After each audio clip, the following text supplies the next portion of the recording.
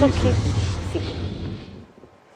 Buon pomeriggio telespettatori di Tele4, benvenuti a un'altra puntata di Trieste in diretta. Nella seconda parte parleremo con Paolo Dal Fovo, presidente dell'Armonia, e Giuliana Stecchina, autrice del Teatro Forum. Deve essere una nuova iniziativa dell'Armonia, questi una ne fanno, 100 ne pensano, per cui staremo a vedere di che cosa si tratta. Nella prima parte siamo invece in compagnia di Manuela Sorci, che è coordinatrice regionale dell'AIRC, e con il dottor Gianluca Petris, che è ricercatore e che è già stato a trovarci credo qualche mese fa,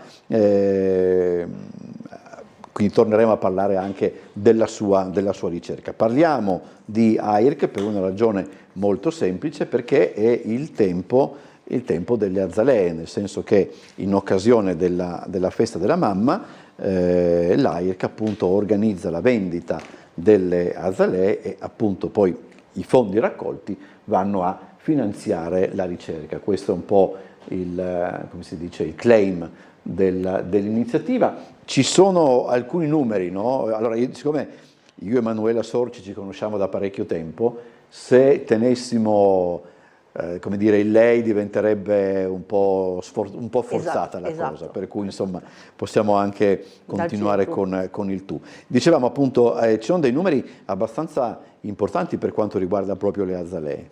Esatto, allora questo è il 41esimo anno che andiamo in piazza per raccogliere fondi appunto per la ricerca oncologica per le donne, e siamo molto felici perché poi quest'anno è il 60esimo di AIRC, quindi c'è una doppia valenza, no? Ritornare in piazza, e nella nostra regione saremo presenti con 66 piazze, tutta la regione, a Trieste con 7. Parliamo di numeri su un Friuli Venezia Giulia di quasi 11.300 piante. 11.300. Esatto. A Trieste 1.500. 1.500, esatto. Approfitto, saremo in piazza sabato, 10 tutto il giorno, in via San Nicolò, angolo via Dante, il solito. Quello è il luogo dove... Esatto, che si fanno tutti, la distribuzione. Ma ve lo contendete? Cioè immagino che all'inizio dell'anno, quando è che fate la domanda?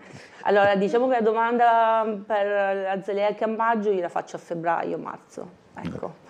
Perché è desiderato, è il passaggio ideale per il sabato, mentre la domenica saremo in Piazza della Borsa, ad esaurimento, sotto il porticato della Camera di Commercio, che siamo ospiti, e saremo a Muggia, in Piazza Marconi, a Opicina, a Piazzale Monterè, queste altre piazze al mattino solo, fino alle 13 circa, saremo in Campo San Giacomo, Piazzale Rosmini, in via Giulia, vicino alla palestra Vascotto, che è un po' più su, diciamo prima del Giulia, sulla sinistra andando su, e penso di aver detto tutte le piazze, sì.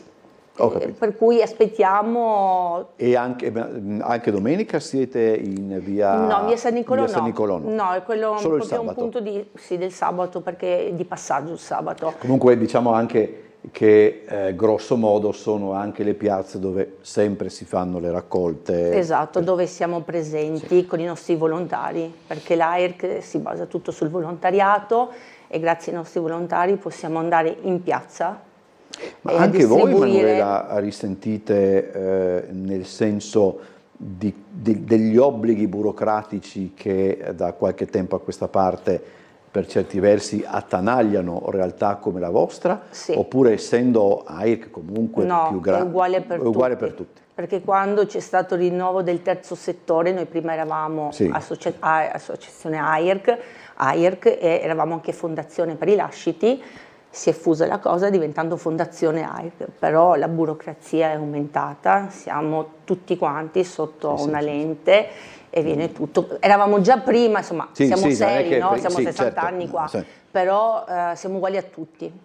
Non c'è differenza. Non si riescono a capire certe dinamiche nel nostro paese. È sempre più complicato, sempre più difficile, secondo me, certe volte, soprattutto nei nostri eventi locali. Non ti dico, allora, questi sono un evento nazionale, no? La Zalea, poi siamo a novembre con i cioccolatini. C'è anche le arance? O non c'è? A gennaio che è appena passato avevamo le arance, miele e marmellata. Però nell'altro periodo dell'anno noi siamo in piazza, più che in piazza, siamo in regione con altri eventi che creiamo, no? Ad hoc. ma anche per questi c'è tanta burocrazia e non è facile farlo capire a chi ti ospita, no? Che magari era più semplice prima, adesso c'è tutta una serie di documenti che vengono richiesti e che non dipendono, per cui è sempre più difficile ed è un peccato, ecco. Paghiamo un po' lo scotto di quelli che, tra virgolette, non si sono comportati bene prima e quindi... sì, questo anche questo. Si potrebbe leggere anche da questo punto di vista. Allora, poi dopo torniamo a parlare anche dell'attività della Fondazione. Allora, il dottor Petris è laureato a Trieste. Poi io qua ho un po' anche del curriculum. Io forse avevo ironizzato l'altra volta perché il dottorato, lei ha conseguito un dottorato in scienze della vita dalla Open University di Milton Keynes, e Milton Keynes, mi secca ripeterlo, passa per una delle città più brutte del mondo. Però è la sede della maggior parte dei team di Formula 1, esclusa Ferrari essenzialmente. Allora forse qualcosa, un pensierino, forse anche la Ferrari dovrebbe farlo, visto come vanno le cose. E quindi ha avuto un percorso molto importante all'estero e poi appunto è ritornato. Sono rientrato in Italia e grazie anche al supporto dell'AIRC, che appunto ha finanziato il mio progetto che si occupa dei tumori al fegato. E utilizzo le tecniche di ingegneria genetica che ho imparato e sviluppato all'estero a Cambridge e le applico per appunto modellare un evento molto comune nei tumori che è importante nel fegato ma che in realtà affetta tutti i tumori principali ed è una chiave per il tumore di evolvere ed è uno dei motivi per cui è difficile eradicarlo. Come si ottiene il finanziamento da parte, non so se il termine è corretto, sì. Come si ottiene? Cioè, ci si banalmente iscrive, si presenta la domanda, come funziona da quel punto di vista? Allora, chiaramente tutto nasce da un'idea, un'idea di progetto, si costruisce un team di collaboratori che possano dare valore aggiunto al progetto. A quel punto ci si iscrive nel sito dell'AIRC per fare domanda, si iscrive al progetto e in questo caso per questo bando ci sono 2 fasi in cui c'è prima un primo screening e poi la sottomissione del progetto intero e a quel punto appunto se vieni selezionato svolgi il tuo progetto nella sede scelta. Ok, in genere quanto tempo ci vuole perché la domanda venga, diciamo, io uso questo termine, forse non è correttissimo, perché venga accolta, diciamo? Dunque, se mi ricordo bene le date di quando ho fatto domanda io, parlavamo di marzo per la prima domanda e poi la sottomissione della seconda verso luglio e i risultati attorno a novembre. Quindi un 6 mesi, dai, insomma, esatto. Complessivamente. Allora, lei ha detto una cosa che mi incuriosisce spesso quando parlo con ricercatori, con scienziati, eccetera. Lei ha detto c'è un'idea di progetto, che è una traduzione, diciamo così, più forse accademica, mettiamola così, di quello che io mi chiedo spesso, cioè alla base di una ricerca deve esserci anche, e lo intendo nel senso migliore del termine, anche una certa fantasia da parte del ricercatore, cioè immaginare che da un'idea appunto si possa sviluppare qualche cosa. Secondo me, allora nasce sicuramente leggendo molto, sì. Per curiosità, più una persona legge, più studia, più si informa, più parla con i colleghi e si immerge in ambiti diversi e più è facile avere nuove idee per nuovi progetti. In questo caso specifico, per il mio primo ERC grant, essenzialmente i dati del progetto che facevo in Inghilterra mi dicevano fai un progetto sul cancro, perché veniva proprio dai dati. Okay. E quindi ho deciso di seguire i dati. Ho capito. Follow the data, come magari si fa anche nel giornalismo.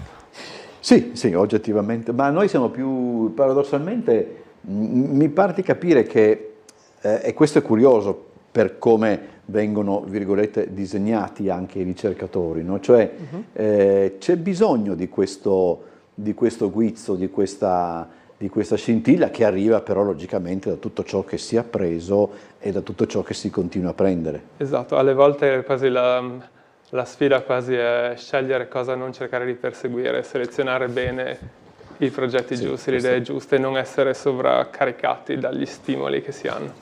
Poi dopo parliamo più specificatamente del progetto. Allora, io ho qua i numeri, e sono numeri anche abbastanza importanti per quanto riguarda la realtà del comitato AIRC del Friuli Venezia Giulia, che appunto è stato fondato nel 1981, parliamo di Friuli Venezia Giulia in questo senso. I donatori attivi sono 24.168. Cosa significa donatori attivi? Cioè che vengono in piazza oppure donano con il conto corrente postale oppure in banca, fanno un versamento mensile in questo senso, cioè che sono attivi, quindi almeno una volta all'anno versano a favore di AIRC in questo senso. Sono costanti come attivi, no? Viene considerato questo. 20 sono i progetti di ricerca che sono stati seguiti, cioè questo fa conto di tutti gli anni? No, questo è di quest'anno qua, di quest'anno? Perché abbiamo una bella, noi in Regione abbiamo anzi più che bella, bellissima realtà di ricerca, come per il dottor Petris che è al sincrotrone, giusto? Alla Fondazione Italiana Fegato. Scusi. E abbiamo l'Università di Trieste, abbiamo alla Sissa, il sincrotrone, Fondazione dottor Petris, abbiamo l'ICGB, abbiamo l'Università di Udine e abbiamo anche il Crodi Aviano. Sì. Quindi una bellissima realtà rispetto magari a altri comitati, se non sbaglio la Basilicata, dove non c'è una realtà di ricerca, però comunque è un comitato che raccoglie fondi a favore. Quindi noi tante volte quello che ritorna in regione è molto di più rispetto a quello che noi riusciamo a raccogliere con i sostenitori. E questo è molto bello per noi, cioè che riusciamo a contribuire alla ricerca. Laddove invece, Manuela, il totale delle erogazioni di 2.552.000 euro si riferisce?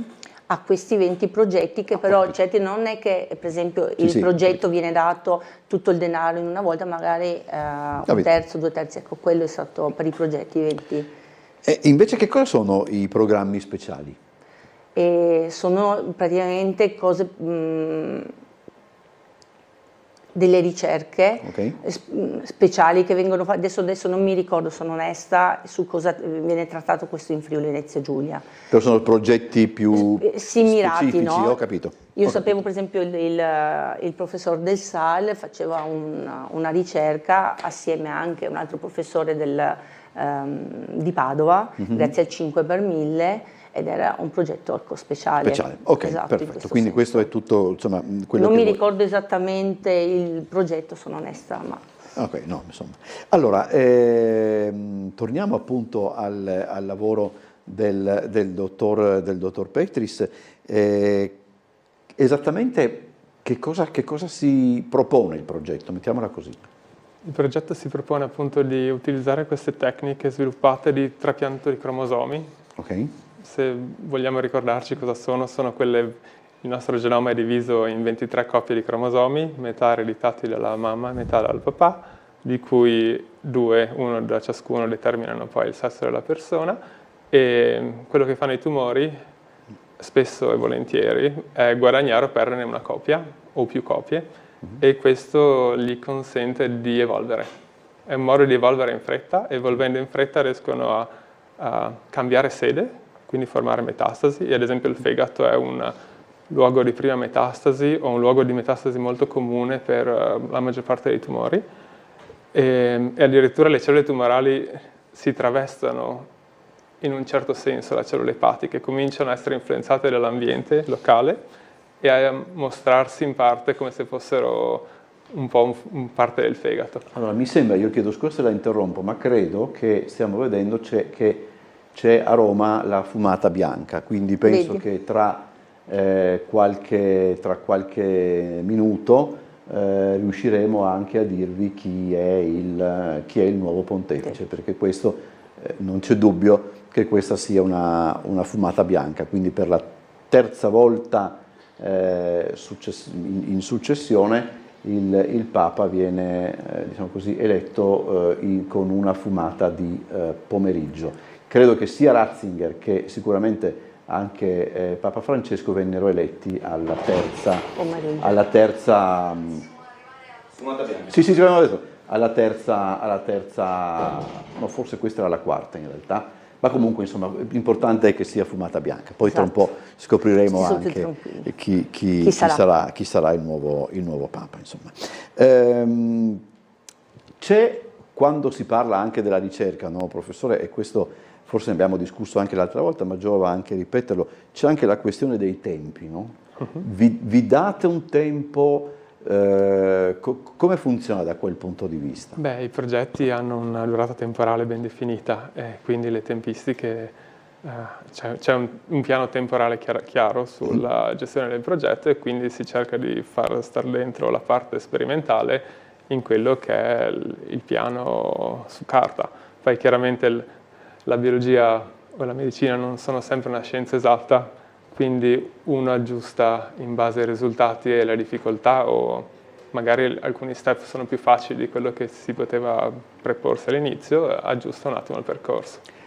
Quindi è un lavoro anche di, come si dice, stop and go per certi Esatto, aspetti. poi ci possono essere dei momenti molto frustranti e dei momenti in cui in realtà da lì in poi tutto funziona. Sì, bisogna essere perseveranti e pazienti e leggere molto. Leggere, ma è la seconda volta che lei sottolinea questa cosa. Tra l'altro. C'è tantissimo sempre da imparare. Quante persone lavorano? È un progetto che porta avanti lei con altre persone, da solo? In questo progetto sono coinvolte 2 persone alla Fondazione Fegato e poi appunto alcuni collaboratori nei CGB e alcune collaborazioni sono previste anche col Sanger Institute da cui provengo sulla parte magari di analisi dei dati. Quindi insomma un lavoro anche diciamo pure internazionale, Sì. Ecco, insomma. Come posso dire, è difficile, so già la risposta, però faccio ugualmente la domanda, anche perché la maggior parte dei progetti di cui noi ci occupiamo, nel senso quando ne parliamo, eccetera, sono tutti quanti progetti che hanno anche una forte valenza internazionale, quindi insomma anche questo bisogna sottolinearlo. E molto spesso anche sono tutti quanti che hanno una forte presenza anche dell'Unione Europea, bisogna sottolineare anche questo. C'è una, come posso dire, lingua universale della scienza, oppure proprio le diversità di formazione, eccetera, arricchiscono paradossalmente un progetto? Allora, la lingua universale della scienza al momento storico attuale è l'inglese. E lo parlano tutti, quelli che insomma vogliono fare scienza a un buon livello. E l'arricchimento culturale o comunque scientifico di diversi background, di diverse provenienze, dipende un po' dalle idee e dal modo di vedere le cose che le persone hanno, che possono venire anche dallo stesso contesto, non necessariamente, cioè puoi trovarlo in Italia, è probabilmente più facilitato quando hai un gruppo di persone che provengono da ambienti ancora più diversi, perché in quel caso la probabilità di avere idee diverse è più alta, però aiuta, diciamo. Ma aveva senso un tempo, ed eventualmente ha senso ancora adesso, non so, una scuola italiana, una scuola francese, eccetera, oppure tutto sommato? Il senso di quello che magari cerco di interpretare nel concetto di scuola è magari creare un cluster di eccellenza, un gruppo di lavoro di persone che trattano lo stesso tema e si coordinano per avere un impatto più grande, e magari alla fine è collaborazione ma anche competizione nel mondo scientifico, quindi competiamo per i finanziamenti, competiamo per chi arriva prima alla pubblicazione alle volte, chi scopre la cura migliore, non necessariamente competizione egoistica negativa, ma anche competizione proprio di riuscire a raggiungere un risultato e un impatto. È bello vedere riuscire ad avere un impatto nella società poi. Allora, una domanda un po' stupidina, nel senso, che cosa fa l'AIRC quando il vostro lavoro, diciamo così, quotidiano, cioè quando non siete in piazza, diciamo così, di che cosa vi occupate? Allora, quello che ci occupiamo è raccogliere comunque fondi, come ho detto Ok. prima, con eventi locali, quello che cerchiamo di fare. Vabbè, poi il lavoro in ufficio ce n'è sempre tanto, perché una preparazione dell'azalea, parliamo che iniziamo già a dicembre. Quindi molti mesi prima, io dopo quando si ritorna dalle vacanze siamo già in preparazione dei cioccolatini, circa 6 Tu mesi ormai prima. conosci tutto dell'azalea, c'è anche una botanica, cioè potresti fare anche una tesi di laurea in botanica sull'azalea. Io informo, dico e dopo chi mi arriva lì mi dice ma c'ho il pollice verde e c'ho il pollice nero. No? Sono tanti che tornano dicendo che sono bellissime quelle dell'anno prima e quelle che mi dicono mi sono morte subito. Per cui dai delle indicazioni, insomma, per aiutare le persone che vengono a Io ho prendere fatto il morire ghiaccio. un cactus, per cui non sono... Diciamo ce ne nerissimo vuole, il ce ne pollicione. vuole. Ok. Non abbiamo detto, scusa, che provengono da Udine. Le azalee Esattamente, di esattamente. Allora, la maggior parte delle azalee provengono dal Belgio, Mhm. perché non abbiamo produttori italiani da riuscire a coprire tutta Italia. E quindi però noi siamo contenti, sia noi che anche il Veneto, riusciamo ad avere queste azalee provenienti da Povoletto. Ho capito. Quindi siamo molto felici, per cui anche il costo del trasporto, tutte queste cose qua che incidono comunque, si riducono per fortuna, no? Almeno per noi.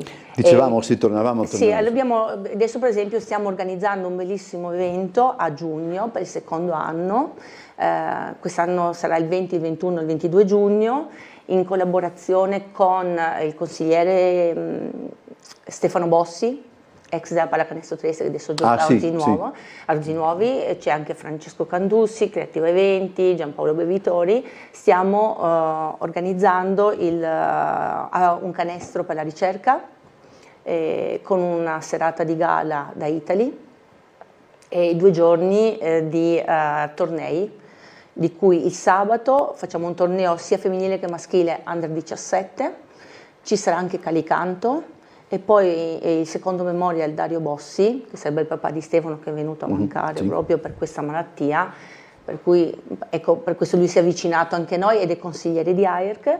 E ci sarà questa bellissima serata con diversi giocatori, sia quelli della Pallacanestro Trieste, altri amici che verranno lì a giocare insomma, questa partita. Finiremo la serata, vogliamo un po' di musica, avremo anche da mangiare, da bere per stare insieme in compagnia, fa una bella serata e poi domenica mattina concluderemo con il torneo dei ragazzi under 17 e finiremo nella mattinata di... Questo quando?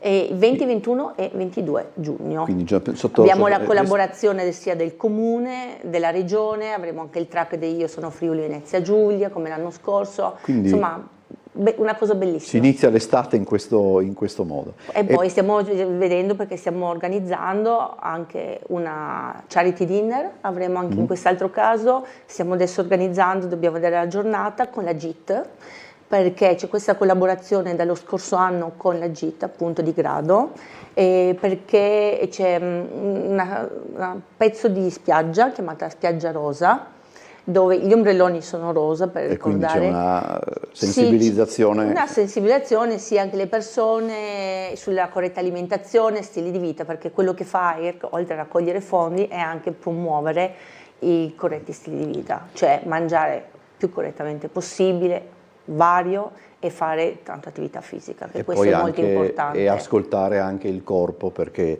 appunto, il corpo dice esatto. qualche cosa. E soprattutto noi entriamo anche nelle scuole, soprattutto con le arance, con Cancro Aiuti Vocio, proprio per sensibilizzare i ragazzi a questa corretta alimentazione, no? Tramite gli insegnanti ovviamente, perché il tutto deve partire dai ragazzi, dai bambini. Facciamo anche distribuzione anche agli asili, perché devono prima capire, esatto, poi tra l'altro poi i ragazzini sono anche, diciamo così, le sentinelle più rigide, più rigorose quando si tratta di mettere in pratica certe cose. Poi dopo lungo la via un po' si perde questa cosa, ma man mano che crescono quello un po', sì, però. Ecco, diciamo che come in Italia abbiamo questo problema che c'è tanta, non diciamo tanta, però i ragazzi sono più pigri, c'è questo problema di un po' di obesità, capito. perché c'è poca cultura dello sport, viene fatto nelle scuole, e c'è questo desiderio che adesso sta un po' cambiando, Questa è una cosa, però una vecchia è importante una che vecchia anche questione. lo sport venga praticato, ok, non solo a scuola, ma anche al di fuori della scuola. E abbiamo tempo ancora, sì, per una domanda, poi daremo ancora gli ultimi i ragguagli per... tanto sì, peraltro è questa settimana, tra l'altro, ormai sì. Siamo sabato in piazza, sì, sì, è un attimo, passa velocemente. per cui... No, volevo chiedere al dottor Petris, storicamente c'è un periodo nella, diciamo così, nella storia più o meno recente della medicina che ha dato il via a, non so, a ricerche nuove, a ricerche più produttive, eccetera. Nel senso, sappiamo che la malattia è sempre una malattia grave, insomma, però sappiamo anche che la diagnosi non deve far più tanta paura, perché se preso in tempo, se insomma,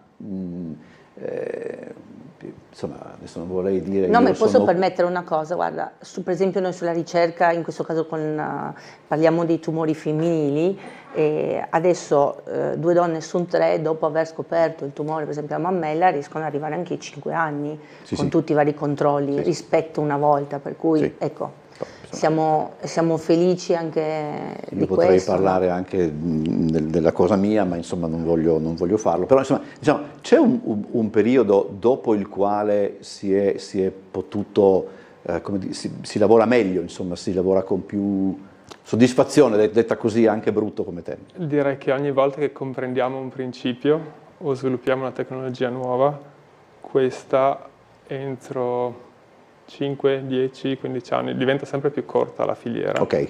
Arriva poi nella clinica. Gli esempi che potrei farle vanno da scoperta di farmaci per la chemioterapia agli anticorpi monoclonali che hanno cambiato per esempio il destino del tumore al seno, a ultimamente per i tumori particolari liquidi, quindi del sangue, cellule immunitarie ingegnerizzate, che è un po' costosa come terapia, però c'era un articolo interessante già 10 anni fa che mostrava che in un paziente una singola cellula ingegnerizzata, iniettata nel paziente, era stata quella responsabile della sua completa guarigione da una situazione drammatica. Quindi una ricerca che positivamente, detta così, forse non mi esprimo bene, gira su se stessa, cioè incomincia e...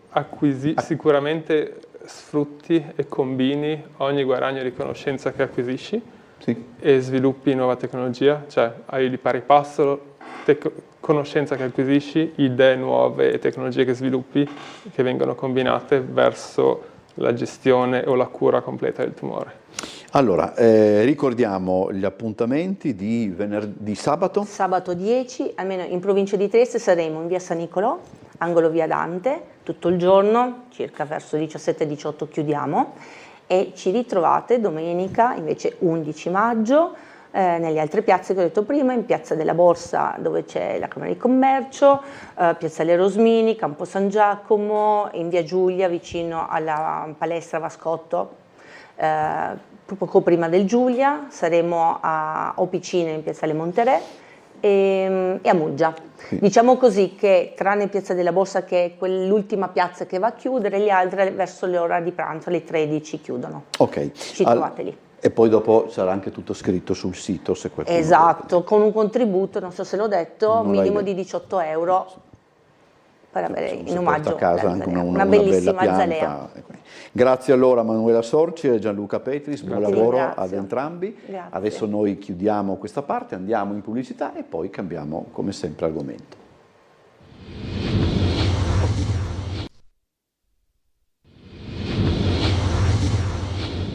Allora, rientriamo in studio, sarà una parte di Trieste in diretta un po' particolare, insomma, perché vedremo anche se durante la nostra trasmissione verrà già disvelato il nome del Papa. Sapete che la fumata, credo una decina di minuti fa, è fumata bianca, quindi avremo il nome del pontefice. Ci vuole un po' di tempo di solito, però insomma noi siamo qua. Dovesse accadere, commuteremo in diretta e vedremo appunto chi sarà il successore di Papa Francesco. Siamo in compagnia di Paolo Dal Fovo, presidente dell'Armonia, e di Giuliana Stecchina, che è autrice del Teatro Forum, perché a parte gli appuntamenti di Armonia, che voi, ma non avevate finito? Ma quando? No, mai. A parte gli appuntamenti di Armonia, no, ormai siete, abbiamo anche da parlare un po' di Teatro Forum. Che cos'è Teatro Forum? Allora? Teatro Forum prende ispirazione dal Cineforum, solo che il Cineforum chiaramente esiste da tantissimo e ne abbiamo avuto anche tantissimi esempi a Trieste. Mentre di Teatro Forum c'è stato un tentativo 50 anni fa, mi dice naturalmente sempre la nostra Sabrina, ma è stato un tentativo molto corto. Noi viceversa pensiamo di portarlo avanti a lungo. E cosa significa? Avere un'opera teatrale completa significa passare la serata, ma se noi abbiamo un atto unico con 30 minuti, 35 minuti, ecco che rimane il tempo chiaramente per discuterne. E ogni volta infatti ne abbiamo fatti già 3 di appuntamenti, ne mancano altri 2, e ogni volta si discute di problemi psicologici o sociali collegati al testo. Al testo, sì, esattamente. Testi di Giuliana, naturalmente, sì, sono testi miei, suoi. Sì, devo dire, tutti in italiano, non in dialetto, tranne il primo, Lussuria di Colf, abbiamo aperto la stagione con un dialetto un po' improprio, e il resto tutto in italiano. Gli attori sono veramente bravissimi, delle armonie veramente. Abbiamo la formula del leggio, chiaramente, Okay. Sì, oppure anche un minimo di scena, si fa un minimo di movimento scenico, come ad esempio in Uccidere, che è stato interpretato da Livio Soldini. E abbiamo interpreti come Sabrina Censchi, che ha già interpretato Lussuria di Colf e che la prossima settimana interpreterà Mamma, e lo stesso Livio Soldini apparirà poi alla fine nell'ultimo brano, nell'ultima occasione di incontro. Ci incontriamo sempre il martedì pomeriggio alle 5 e si va avanti. Immagino. Importante dire dove anche, perché Sì, così anche sì, invitiamo. posta, no? La Posta. Sì, la sala del Consiglio, Sì, no? la Della sala Posta. del Consiglio. La Posta centrale. Il no? posto del Sì, Consiglio secondo è quella in piano. primo piano. Primo piano. Sì. Che è anche abbastanza ampia, tra Sì, l'altro. anche una bellissima Sì. sala Sì, antica, sì. bellissima. Sì, abbiamo abbastanza gente, ma soprattutto gente che vuole confrontarsi, che vuole dire la propria, in una forma di dialogo aperto, che però questo è il carino della faccenda. Un dialogo aperto che poi alla fine continua anche privatamente. E questo mi ricorda tanto un'esperienza che avevo fatto tanti anni fa. Ancora quando affiancavo l'insegnamento dell'arpa in conservatorio, la affiancavo all'insegnamento dell'educazione musicale per docenti prima e didattica della musica all'università proprio per futuri docenti. Beh, in quella volta, in quel periodo, ero stata contattata da varie scuole per parlare di vari musicisti, ovviamente, a partire da bambini delle elementari. E una maestra in un'occasione mi avvisò che c'era un bambino particolarmente timido, particolarmente chiuso, sensibile, eccetera, che mai avrebbe parlato. In classe non parlò, ma poi mi prese da parte. La lezione verteva su un musicista molto timido, Tchaikovsky, e che la nutrice lo chiamava Fiore di Serra. E lui si avvicinò a me e disse: maestra, io sono Fiore di Serra. E fu l'inizio di un'apertura nuova. E succede in questi casi, successe anche al primo incontro con con Sabrina Cinski, che interpretò Lussuria di Kolf, una persona del pubblico, alla fine della discussione, si avvicinò per dire: la mia storia è proprio questa. Sì. Molto spesso assistere, no, a messe in scena che ti ricordano appunto le storie personali, poi un termine che non mi piace molto, dà la stura, no? Però anche a ricordi, e forse dà anche il coraggio a qualcuno di dire: io sono quello che state, quello che state raccontando. Insomma. Insomma, il teatro ha sempre portato un processo di identificazione, e questo processo, in questo caso, con un teatro breve evidentemente, a un tempo solo, e naturalmente dà l'occasione di discuterne, di aprirsi.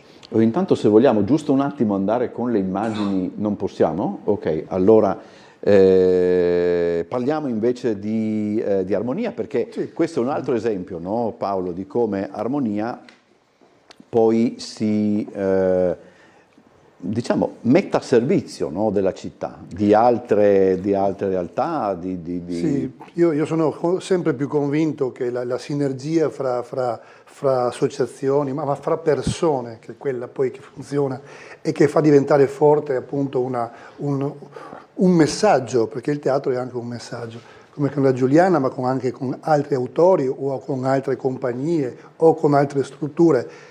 Io cerco sempre e cercherò sempre la collaborazione, perché è non importante, è basilare, è l'unica strada, perché muoversi, l'armonia stessa lo dimostra. 10 compagnie assieme, 40 anni di storia.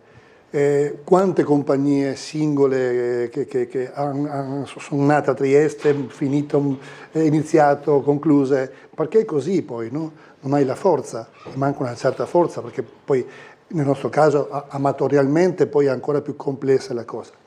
Invece 10 compagnie assieme reggono 40 anni e sono in ottima salute, bisogna dire la verità.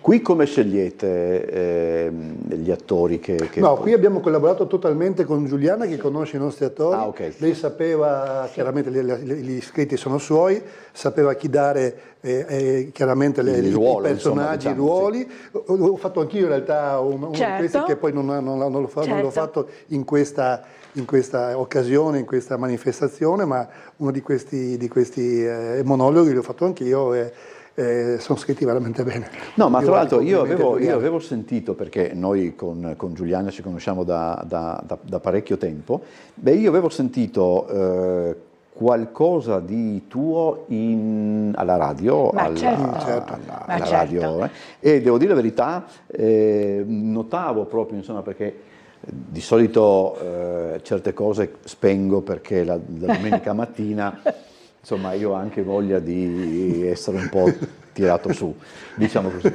Però quando ho sentito una cosa sua ho detto, vabbè, ascolto, eccetera. Le concedo fiducia. E devo dire che non ho spento, Grazie. Anche perché notavo proprio anche questa grande sapienza di, come posso dire, nella costruzione. Non deve essere semplice scrivere per la radio, allora, diciamo, possiamo distinguere. Altro per me era scrivere per la RAI. Io ho scritto circa una ventina di atti unici, sceneggiati a puntate, a volte forse al massimo 2 puntate. Sì, non erano mai troppo lunghi. No, assolutamente. Non sono neanche capace di fare una cosa lunga, assolutamente.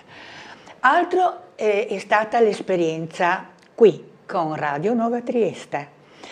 E noi sapevamo purtroppo da tempo che la radio avrebbe chiuso. E io volevo un gran finale. E questo gran finale mi è stato dato perché abbiamo registrato 14 sceneggiati. In questa occasione io sono diventata regista di me stessa e quindi sono entrata con un rapporto tanto più stretto con gli attori dell'armonia stessi, che collaborano con gran piacere, non soltanto come recita, ma proprio come ricerca di significato. E ho avuto questo sostegno morale e mi è piaciuto tanto. Da lì passare al pubblico, e quindi alcuni di questi sceneggiati che sono andati in onda nei mesi passati evidentemente di Radio Nuova Trieste, poi io li ho ripresi, Ok. li ho di nuovo limati, perché davanti al pubblico devi È un'altra roba. è un'altra cosa. Sì, un'altra sì, è cosa. un inutile... Sì, altri ritmi, altri stacchi musicali. Nel caso però della posta non è possibile lo stacco musicale, ci sono delle strettoie. Però sempre pensando a un work in progress, è molto arricchente. Sì, sì, c'è un montaggio interno dei pezzi che... Certo. E queste sono intanto, queste sì che possiamo sentire, sono le campane, in questo caso quelle della chiesa di Piazza Rosmini, che suonano a festa per il nuovo Papa. Adesso possiamo sentirlo un attimo. Sì.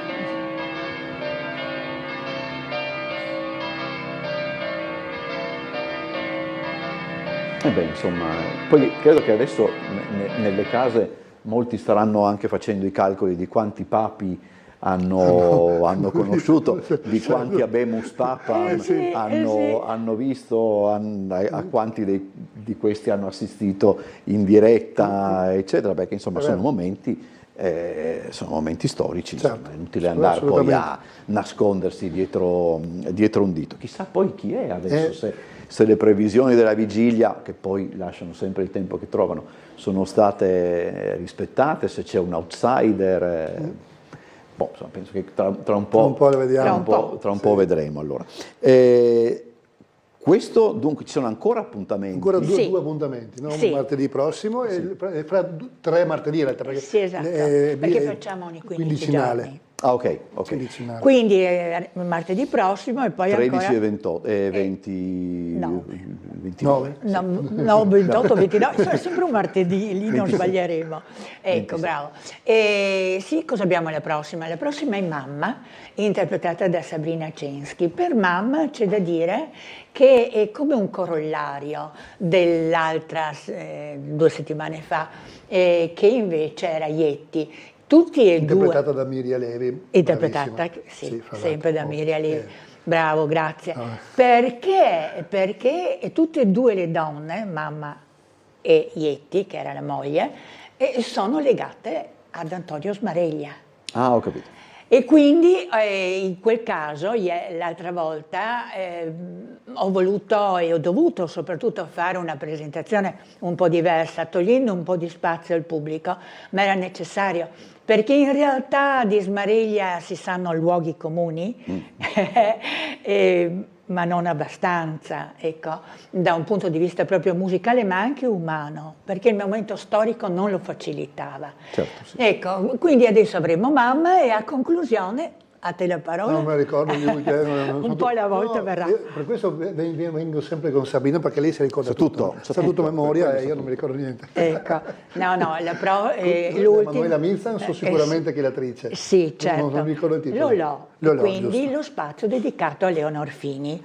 Sì, la Mizan sarà affiancata da Livio Soldini, che invece interpreterà Arturo Nathan.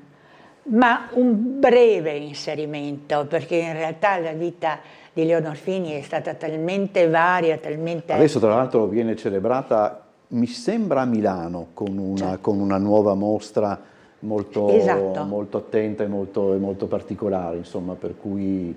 Beh, qui allora io sto vedendo, ma non possiamo, Sì. comunque ci sono già dei papi che sono giù, per cui questi, dei cardinali, per cui questi non sono, non saranno il nuovo Papa, ecco, No. insomma, questo possiamo Li scartiamo per il momento. questi li scartiamo. Allora, ingresso Sì, gratuito. gratuito, Libero, assolutamente sì, libero. sì. E invece adesso parliamo di armonia, perché allora... intanto c'è Tutto può succedere, che Sì, va sì, in questo scena va- anche questo l'11 di maggio. Domenica sì, alle ore 16:30 al Teatro Bobbio. Tutto può succedere, della compagnia Salvi del Totti, la mia compagnia con la mia regia.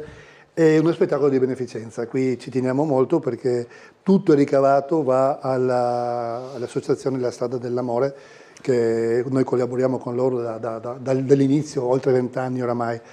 E dunque ci teniamo molto a a E questo loro qui sono quelli appuntamento. che hanno sede a San Giovanni. San sono più Giovanni, avanti. esatto, hanno degli Già- appartamenti già- sì, che aiutano appunto le già famiglie verso dei Longela, per disabili, dire la verità. il dopo di noi, c'è tutti questi discorsi veramente, ma sono veramente persone straordinarie.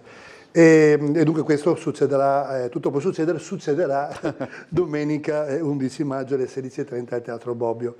E poi avremo la chiusura del 40° dell'Armonia in grande stile, perché saremo ospiti del Teatro Rossetti, e qui ringrazio il Presidente Granbassi che come sempre ci accoglie davvero da amico, e presenteremo Emilio, che è l'ultimo lavoro della Compagnia dell'Armonia, lavoro che ha chiuso il cartellone del 40°, e lo replicheremo il 23 maggio, venerdì 23 maggio alle 20:30 al Politeama Rossetti. Attenti che lì c'è la Parmigiani. Lì c'è la Parmigiani che fa Angiolina, io faccio Emilio, dunque Quindi dura. Anche Sabrina che fa la mamma di... non ti dico altro, devi venire a vederlo, proprio mi hai promesso, devo mi hai venire, promesso no, che questo vieni. lo Mi hai promesso che prometto, vieni. perché siccome mi sono presentato All'inaugurazione c'eri.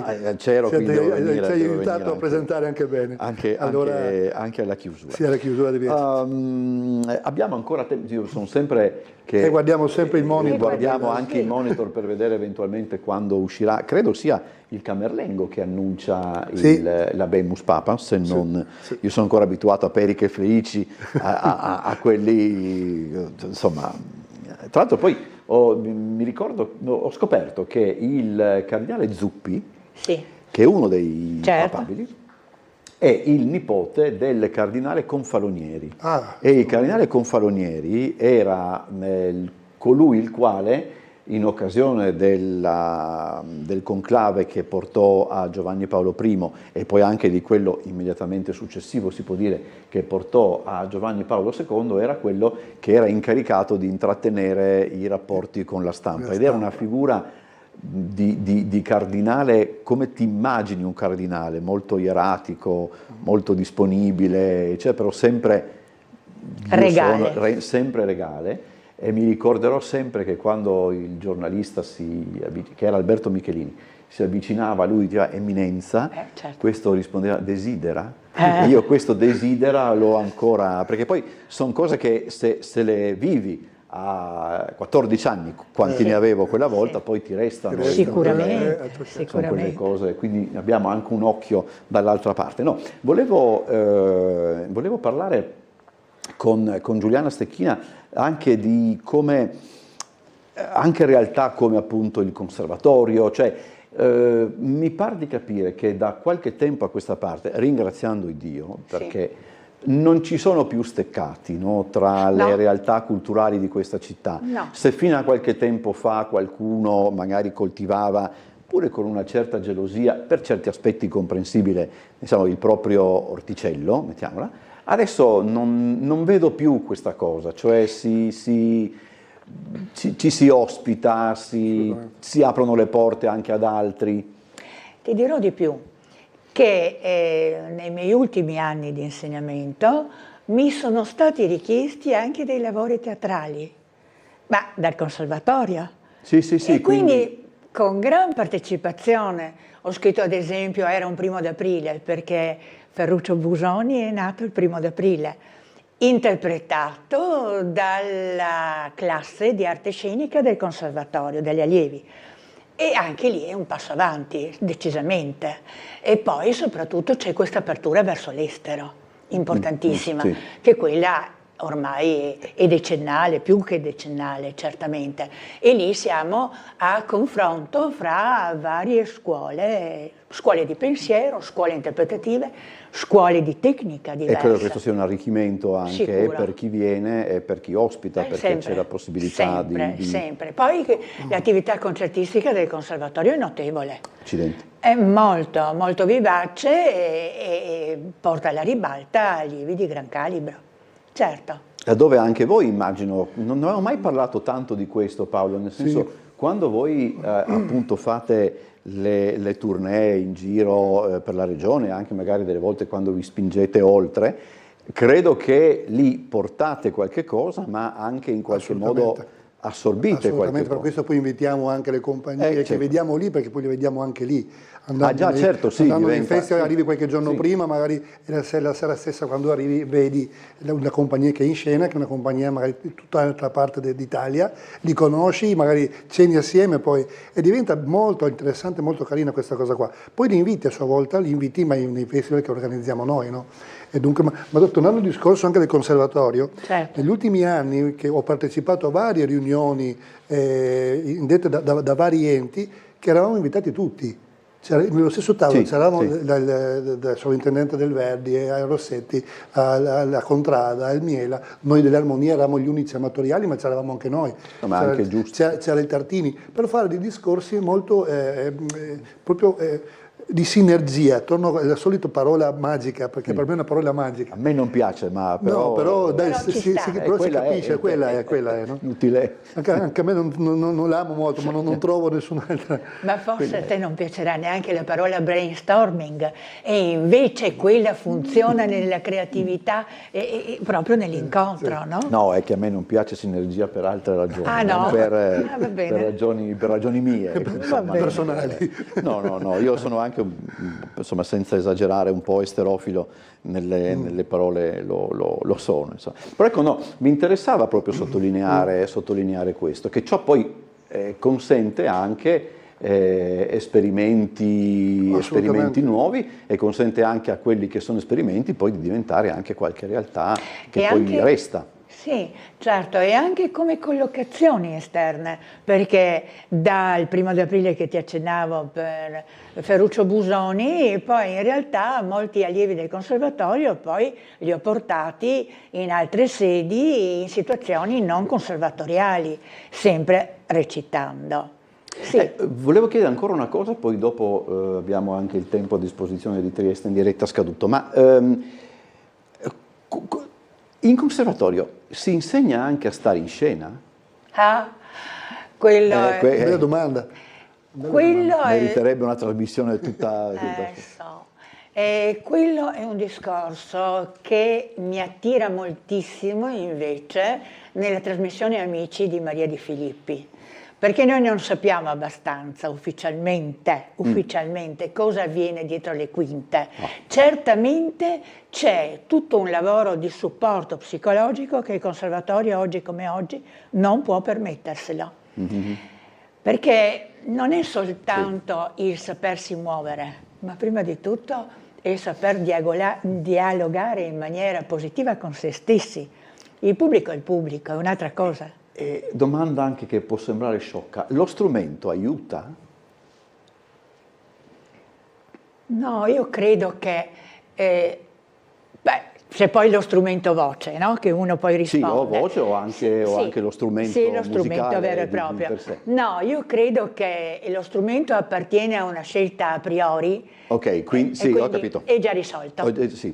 Oppure per certi aspetti potremmo dire complica ancora di più, ma andremo ad esplorare territori piuttosto difficili appunto da esplorare. Allora, ricordiamo, giusto velocemente, procediamo anche, allora, intanto domenica 11 maggio alle 16:30 c'è Al Teatro Bobbio. al Teatro Bobbio Tutto può succedere. Subito dopo, martedì 13 c'è Mamma nell'interpretazione di Sabrina Censchi. alle 17 alla in Posta Centrale. Poi il 23 maggio al Politeama Rossetti in Sala Assicurazioni Generali alle 20:30 c'è Emilio. E il martedì successivo, quindi il 27, Bravo. c'è... Emanuela Mizza e Livio Soldini che interpretano Lolò.